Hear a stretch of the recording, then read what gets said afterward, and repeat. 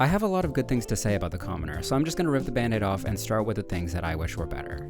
Pretty much all of my problems with Linling boil down to the fact that he is the first hero we get to see.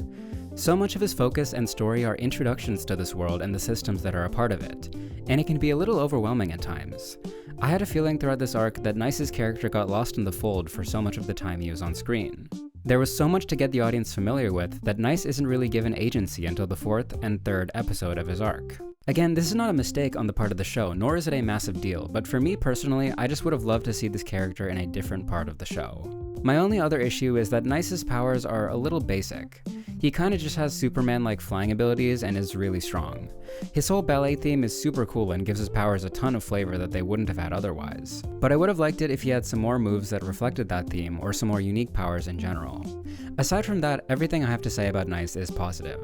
Despite being pretty normal, Linling is just a really nice and genuine guy who makes the most out of a rough situation he finds himself in. Even though he has a lot to complain about, Nice always makes the most of what he has, and does things according to his own internal moral compass. During his story, he grapples with a lot of really interesting ideas and is a literal interpretation of imposter syndrome. It's really impressive how much they're able to put into Nice's arc even though it's the first in the show.